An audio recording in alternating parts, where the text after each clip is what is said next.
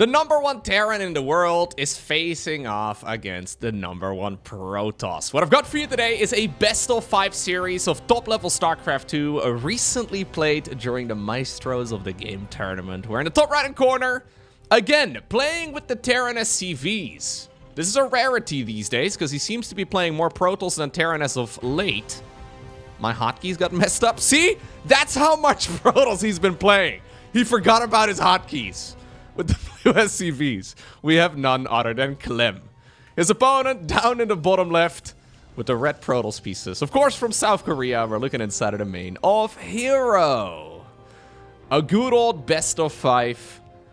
A very important match. Now, this particular tournament has a grand finals at the end of September that will be taking place over in Paris, which is pretty sick. Basically, the top 4 of the tournament will be played out at an offline stage. And, well, there's a very good chance that maybe both of these players will end up making it there. But for now, they're playing against one another. There is a double elimination bracket, meaning that you do have 2 lives at this phase of the event. But of course, the nature of competition is that people get eliminated. Cheeky little play right here by Clem, starting off with a good old engineering bay block. Now, in case you are not fully up to date on StarCraft 2 drama, the drama that is currently unfolding is the fact that Terran players hate StarStorm. There hasn't been a patch recently or anything along those lines. As a matter of fact, the most recent patch was, what was it, end of 2024? So I would say that's pretty recent, at least as far as StarCraft 2 goes, but it seems that lately Protoss players have really been able to put their finger exactly on where it hurts, right? They have figured out where Terran players are bruised, and they keep on poking it. And currently, the latest frustration is StarStorm.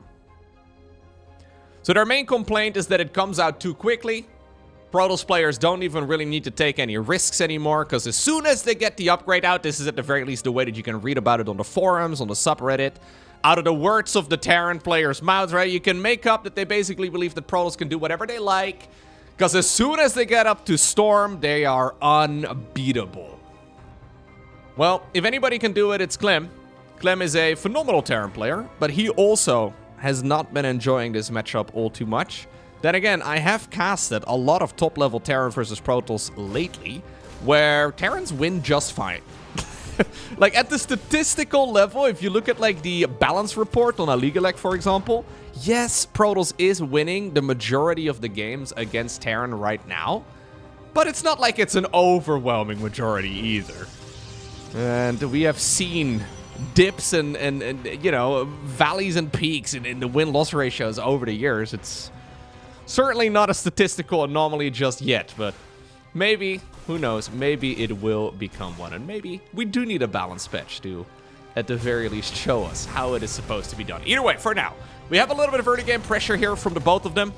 Reaper being annoying, Zealot over here being annoying too. Obviously, we had that engineering bay block. Across the board, though, this is nothing out of the ordinary in this matchup.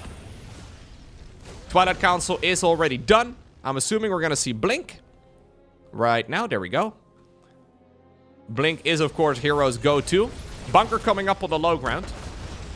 No Cyclone here for Clem, so it makes his defense a little bit trickier. Okay, he does overextend slightly with the Stalker. Now that the bunker is finished, though, the Marines can indeed find a safe haven. And this is going to be a point in the game where Clem can at the very least chill for just a moment.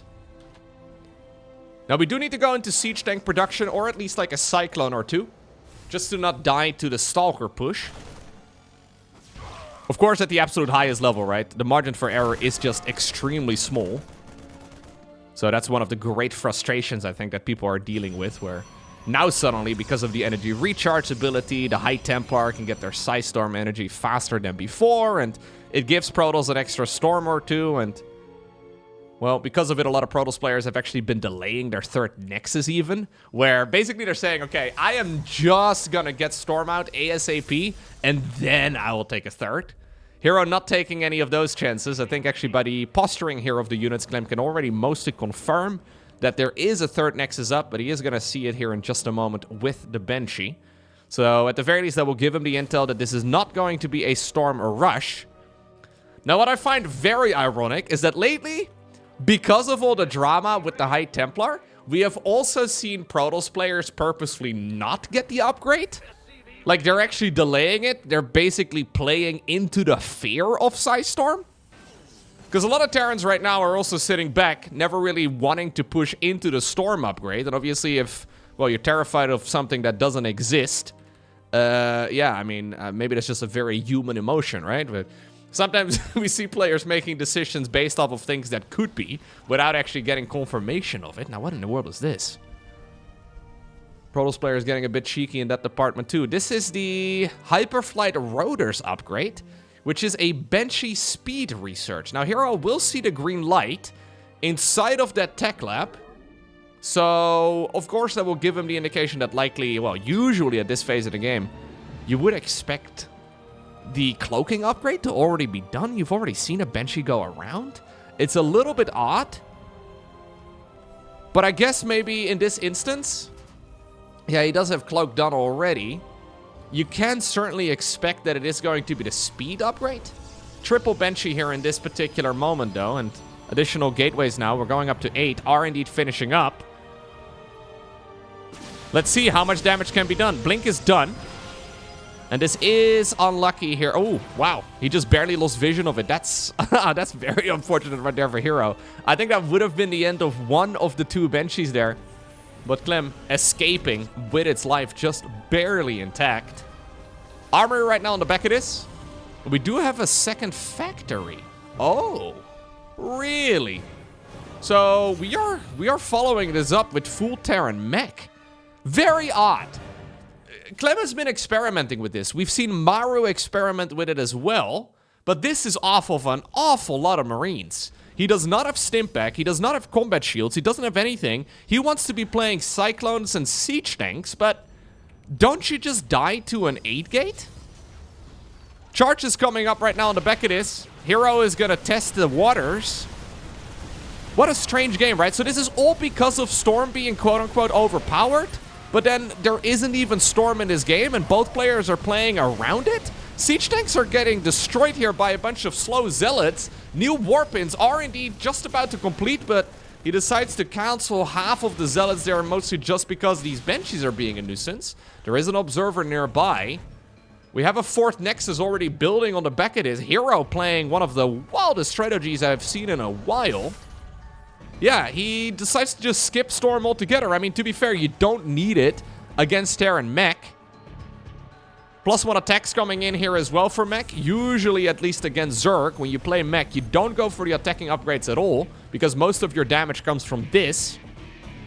We are going for the Cyclone research, but we're not making that many Cyclones. Instead, he wants to go back into Siege Tank production, still adding on additional benchies too. Factory number 4 and 5. We have gone completely back to the drawing board in this matchup. This is all, in my mind, unexplored territory. herO, though, is trying to commit with what looks like an 8-gate all-in, but what is in reality a big macro game, because he's got 4 bases. He's got a sufficient amount of workers here, too. Okay. Blue Flame coming up here for the Terran. Effectively, what Clem is trying to do is play that much more slow-moving Terran army. Usually we see a Death Ball approach with this sort of thing.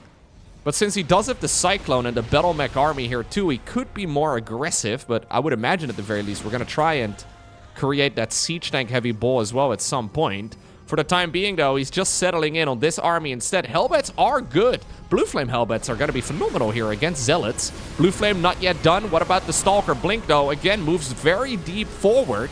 There are Siege Tanks, though. Only just one available here in this particular fight, and I think herO's numbers are just a little bit too good.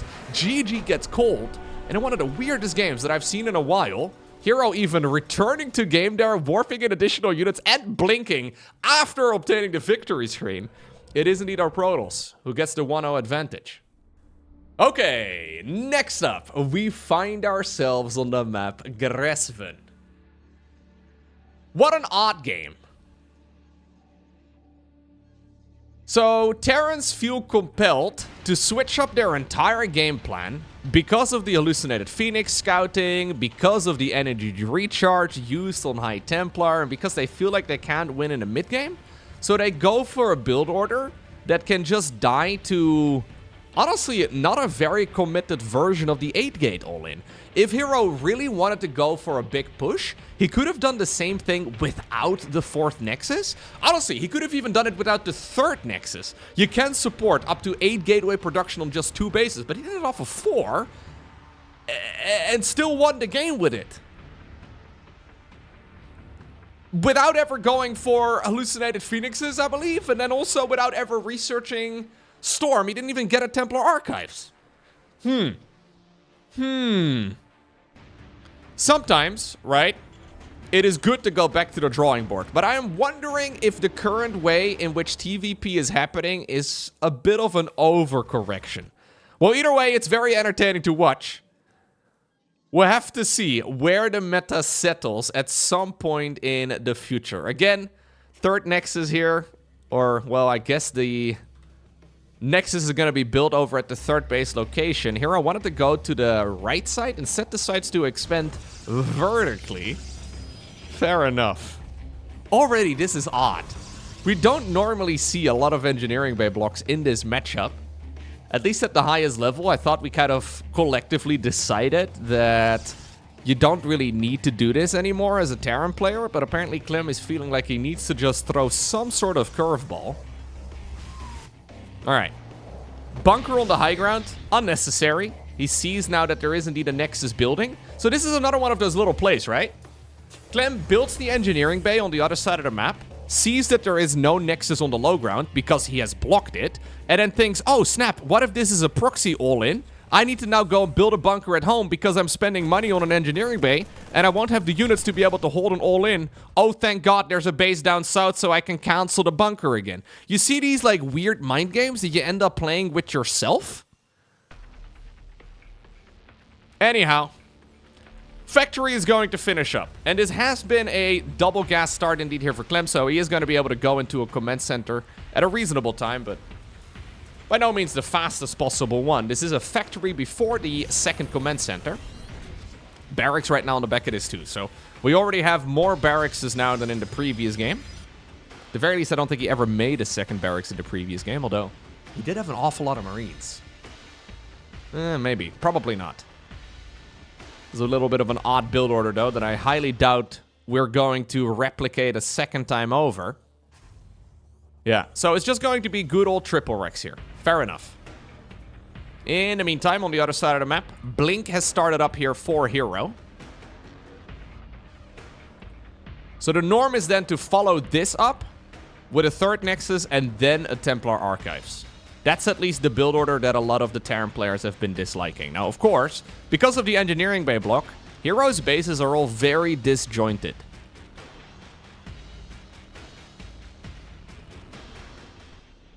Command center is going to be flying on down towards the low ground here. Clem will be able to get his economy going eventually. And this should be an upgrade we haven't seen Clem make in a while. Look at that. It is Stimpack. I felt like that was a necessity. Maybe in hindsight, I shouldn't have done that. Either way, Stimpack indeed will be researching now. Do we go into any sort of aggression before that point? Well, we can't really. Generally speaking, you can't obviously go for like a quick medevac with a build like this. I mean, maybe you can intercept the hallucinated Phoenix. herO is going to get all the information right now, though, and that is a beautiful scout for him. We should see combat shields right here as well. And then preferably also +1 infantry attacks. Although at this point, there is no engineering bay just yet. Now that herO is seen, though, okay, you're not having a starport out, therefore you can't have a medevac out on the map. It means, of course, that there is not going to be a lot of aggression on his side of the map, and he should be able to go for a little bit of pressure. Still, though, Blink is nice, but you have to be careful. These siege tanks do hit hard. herO mostly just trying to slow down this attack, right? In whatever way he can. He needs to be careful he doesn't overstay his welcome. Clem is moving, though, long before these upgrades are actually finished. So we're doing a bit of a dance. herO's like, yo, you stay on your side of the map, I'll stay on mine. But I will just double check with my units on your side of the map to see whether or not you're staying there. So I know I'm kind of technically breaking my own rules here, but hey, I just need to face check. He's going around the site here, doesn't have a lot of vision. Maybe another hallucinated Phoenix would not be bad, just to get some additional scouting intel and see if the army decided to go back home. But either way, in this particular instance, Clem is just chilling, and he does indeed now go into the +1 ground attacks, or the +1 infantry upgrades here. Robo Bay on the back of this. So look at this. No Templar archives. Isn't it kind of glorious? Everybody is complaining. This is also herO, by the way, in a nutshell. herO is a bit of a troll. They call him the smiling assassin for a reason. He's a bit of a troll sometimes. Everybody and their dog right now in the StarCraft community is complaining about the Templar archives and StarStorm and all the rest of it. So herO is going to be playing Colossi here. And in the second game of an absolute world-class PvT, he hasn't gone for Storm yet. This would have been a perfect opportunity for him to go for it. But nope, he wants to go into Colossi. Now, obviously, there is definitely a kernel of truth, right, to the High Templar situation. So maybe going into Colossi is a little silly. Maybe we should go into StarStorm instead. But, well, we'll have to see how this goes. Medevac drop has been spotted. Good vision here by herO. Only a single hallucinated Phoenix so far. herO just scouting the good old-fashioned way. Third command center right now is well coming up. Stalker is going to be able to blink away. There is, by the way, just an awful lot of Terran army. Like, everybody's got a plan until they get punched in the mouth by Marines with Stimpak, right? I mean, this is still an army that needs to be respected. Everything is super disjointed. He's going to be able to get a medevac kill over here, maybe even a second one. Well, he could have had it. What about this, though? No concussive shells, I don't think. Nope. So, only a few of the Stalkers will end up dying. 3 of them in total there. Okay. Colossus is out. Ranged coming up as well here for the Protoss player. Additional barracks on the production tab. Let's see though, like finally we have the attack coming in. This is what Clem has been aiming for a while. It hasn't really arrived right at the point where he expected it. herO is going to seed his army right about right now, and he doesn't have all of his units nearby. As a matter of fact, he's going in for a big Zealot counterattack. It has me a little bit concerned. I mean, the Zealot counterattack can put in a bit of work, but there's reinforcing Terran units already, and I think he would have much rather just had these units sitting over here at home. Knock knock, who's there? It's 100+ army supply for Terran. Well, at least it was once upon a time. Zealots are getting absolutely nothing done. And while herO is trying to play the 200 IQ strategy of his life, Clem has decided to hit him in the face with a hammer. Turns out hammers are hard to stop. I mean, maybe he can hold on, but the losses are already extremely significant. No, he's just gonna die. This is it. GG. Next up, we find ourselves on the map a Scentworm. We're at the 2-minute mark. Everything's been very normal up until this point, although herO did check out this little section of the map. There are a few of those locations where sometimes Terran players get a little bit cheeky, where they decide to hide some of their early game structures. Twilight Council here coming up. Clem going for the blind bunker at the front and actually skipping the engineering bay block this time around. This might be, I mean, we don't really see Scentworm in a whole lot of tournaments, right? This might just be one of those maps where it's just not a great strategy to go for such things. Some maps just simply aren't really optimized for it. Either way, Adept is going to go across the map here, and again, we're not even going for a sentry. Dude, herO is such a troll. hero's like, everybody's complaining about these builds. How about I don't play them?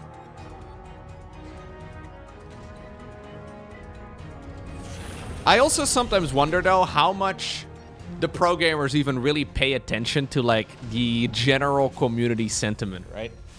A lot of the pro gamers will obviously have their own Discord servers or their own little StarCraft 2 bubbles where they mostly will be paying attention to, but It's really funny. Like, I feel like in general, there's always a bit of a disconnect with what the pro gamers feel and what, like, the StarCraft 2 community feels. Like, for the longest time, everybody was complaining about Widow Mines and Ghosts and all the rest of it. And then after a lot of public outcry, a lot of those things do get nerfed, but it doesn't really change the matchup much because the pro gamers have already moved past that point. Like, the meta had already been evolved to the point where it really wasn't even that big of an issue anymore. Anyhow, it is going to be a good old Widow Mine drop. No hallucinated Phoenix out to scout this sort of thing out. hero's going to have to be blindly protecting his bases against this sort of thing. He's, by the way, once more going into a good old Blinky, boys. It is 4-gate Blink. 4-gate Blink is phenomenal against any sort of Terran mech opener.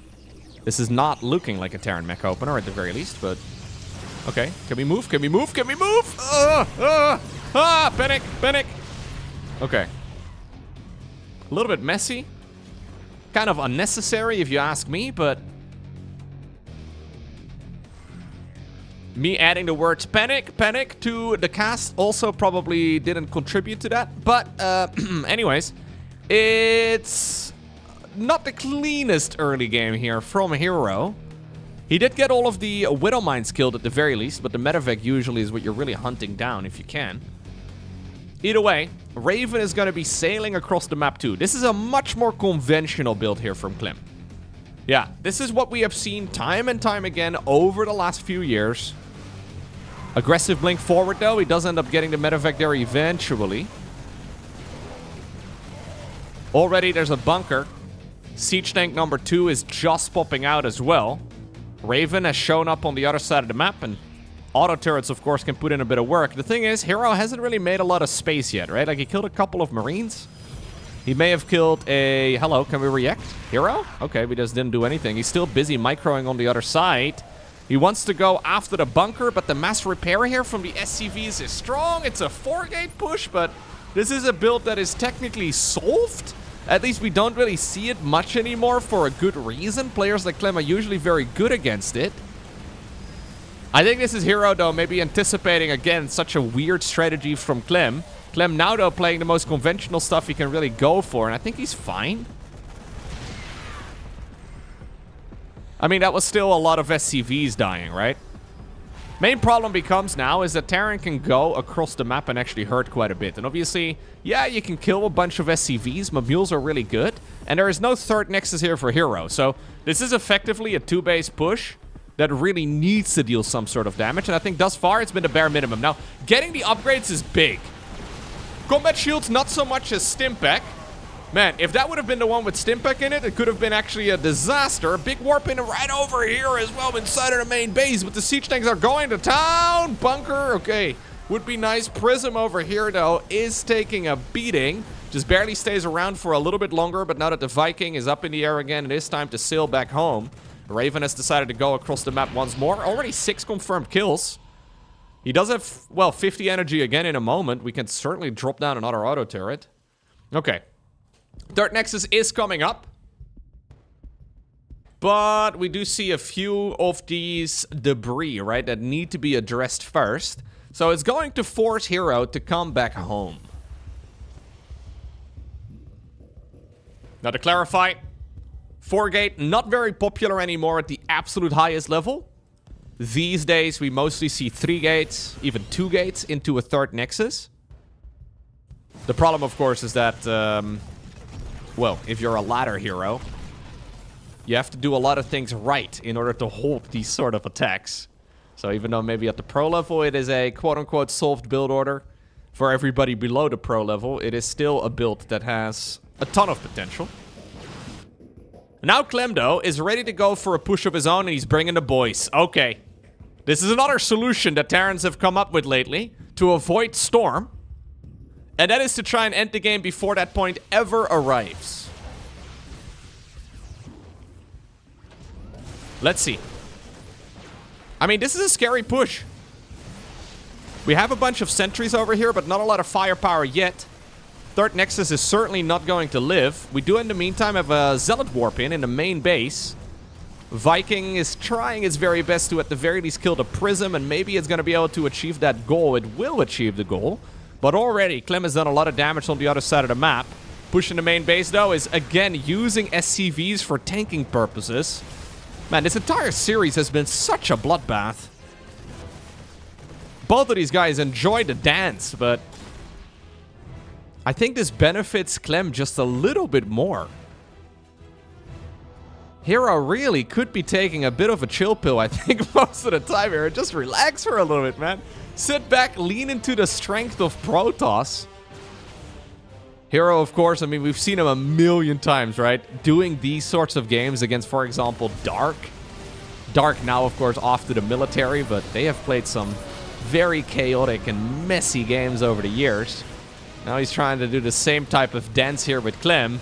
Clem, though, is again smelling blood in the water. The SCVs have gone back home for mining purposes. Does that allow the Zealots maybe to like close the distance a little bit more? Well, the Siege Tank will certainly go down. There's still 2 Immortals in the mix. Make it 1. The Marauders are all running dangerously low because they have overused Stimpaks.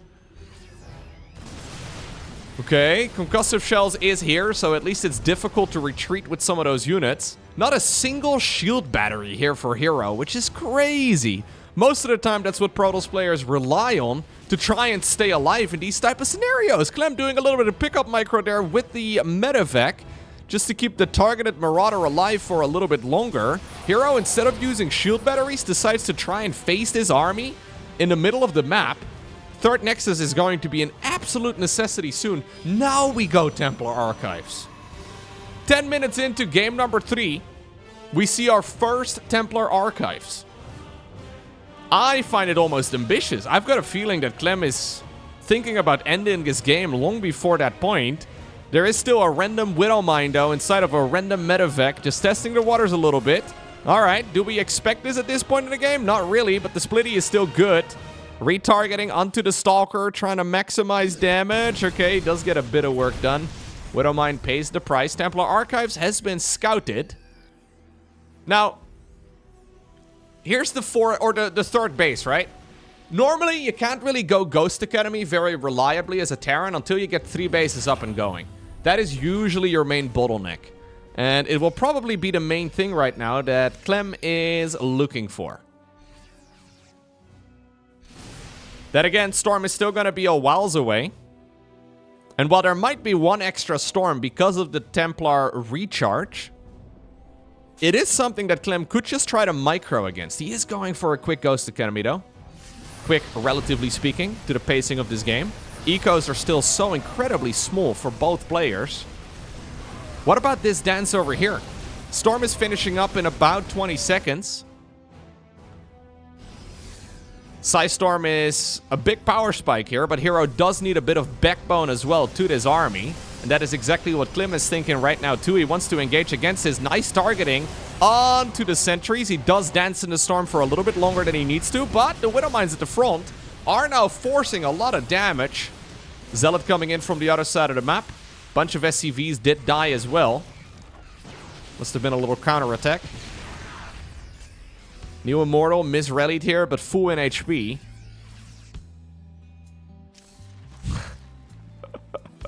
Burrowed Widow Mines in the middle of the map, just hoping that maybe the Terran player would walk over it.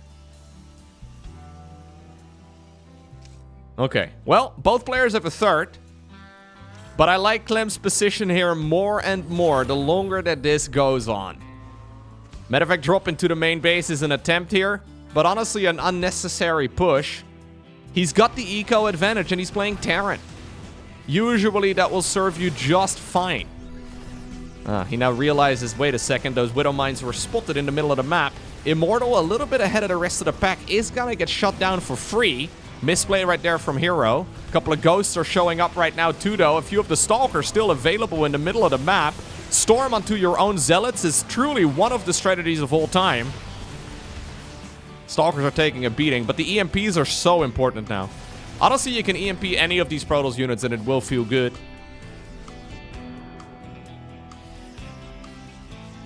Okay. Slowly but surely, the probe count over there is looking more and more decent, but I think it's mostly transferred workers. Nice little sniper right there onto a Templar, I believe. So we do have the Storms hitting, but I mean, there's not really that many of them available anymore. He's dancing for such a long time in the Storm. Standing his ground on purpose, I believe, just to finish the job on those Immortals. Trying to stutter step micro a little bit again. Few Zealots are showing up, but the Widow Mines are properly positioned. Yeah, Clem is just outproducing his opponent. The longer that this goes on, the better it's going to be for the Terran player. He's 14 workers up. Plus, of course, he's got the advantage of the Mule. I don't believe herO is in a position where he can really sustain this type of fight for much longer.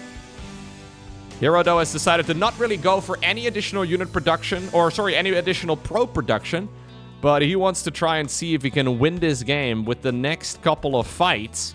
I think it will be a tall order, but he might just be able to make it work. If anybody, I think probably herO could potentially get the job done. It's so difficult, though. Yeah, all of these units are EMP'd right now, and you can immediately see the Archons popping. That Immortal not living up to its name. Liberator in the back as well, just slowing down this engagement some more. And that will, well, work out for Clem just fine, who's going for a 4th base. Yeah, there's no way. GG is cold. herO knows where this game is headed. Our next game takes place on the map Pylon. Apparently we're back to good old engineering bay blocks. Cybercore on the back of this. And Clem has decided to go into, of course, the orbital command. And I'm assuming a second command center here as well in just a moment. Maybe he wants to go for the one inside of the main base, though. Okay, fair enough. Just to make sure that he is not accidentally gonna get caught off guard. So far, though, the games are looking pretty dang good for Clem. These have been some of the most action-packed matches of TVP that we've seen recently.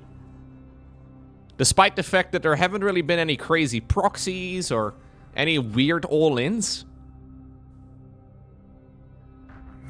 Maybe a 4-gate all-in is a little bit funky these days, but I think that was mostly herO just trying to throw a little bit of a curveball. The thing is, right, when you identify that your opponent is doing some weird stuff, maybe it means that they're sort of stuck in their own heads a little bit too. So if you just go for, yeah, a classic all-in like the 4-gate blink push, you might just be able to get a very quick victory, because that is one of those pushes that, well, just shuts down pretty much anything that is not the ordinary. Clem, though, playing a very normal game number 3, although maybe a little bit more aggressive. He maybe got invited into a little bit more aggression than he ordinarily would be aiming for, but he got the job done. 1-1-1 right here inside of the main base of the Terran player. And this is a map where you could certainly go ahead and play mech again if you want to.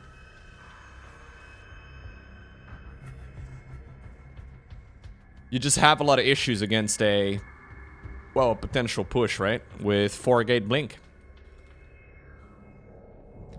Little Probius has been set up here to patrol back and forth for a little while and to see whether or not there is indeed a command center going down. Well, it will be coming within vision here very soon.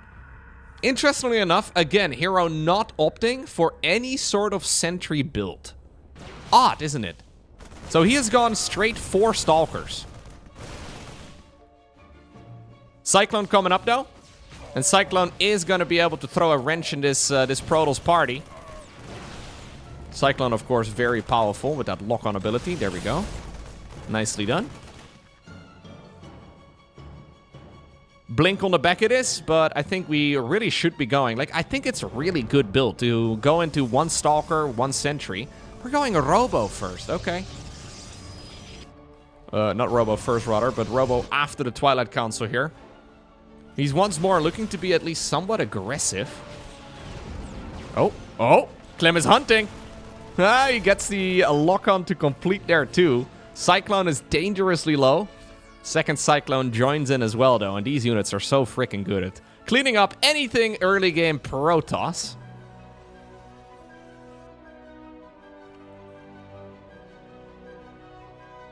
Already, though, getting 2 Stalker kills just like that is not bad whatsoever.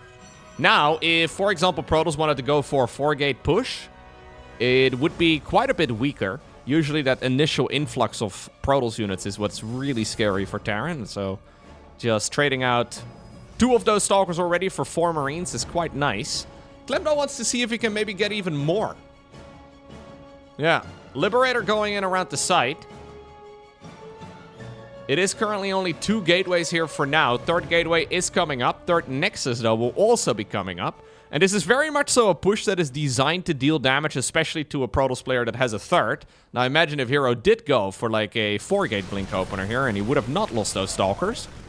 Then I think these type of pushes can be absolutely lethal, because you would just lose every single one of those Terran units here and get overwhelmed by the counterattack.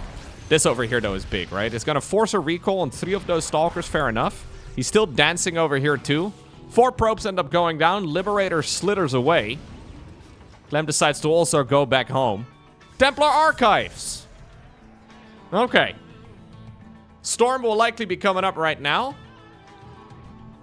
Right now. We're still dancing. Right now.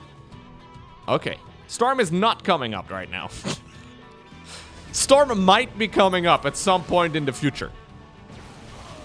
Right now. Ah! He was busy microing Stalkers. Believe it or not, pro gamers only have 1 monitor that they have the game on as well. I know sometimes it kind of looks like they have 4 hands and 4 feet and they're all microing with multiple keyboards and mice and all the rest of it, but not quite the case. herO technically a little bit late on the research, but it doesn't really matter too much. You can sort that out with a chrono boost nice and easily. The main problem, right, is finishing it up in time for this attack. So, Stimpack, combat shields, plus 1 infantry attacks. It's all coming up. And if you're gonna commit to Storm, you need to get that upgrade done by the time that those Terran upgrades kick in.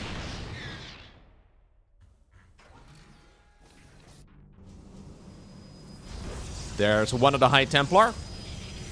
We have 2 more already, so energy recharge was used on this bad boy. It will be available again in about a half-minute time. But here comes the Terran army. Storm is indeed going to be done plenty in time. I mean, that's like 6 seconds to spare. Plenty of time indeed. 3rd command center right now on the back of this as well, though. Keep in mind, this is, of course, match point in the series right here for Clem. So this next push, could be all deciding.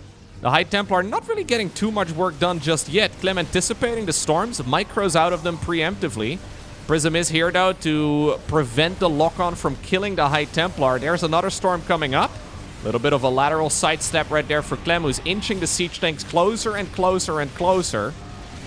Now the Archons are actually within range, which is quite nice. That means that the siege tanks are going to be able to blast them to bits. One of them has already gone down. The other one is dangerously low. More and more Terran reinforcements are being sent across the map.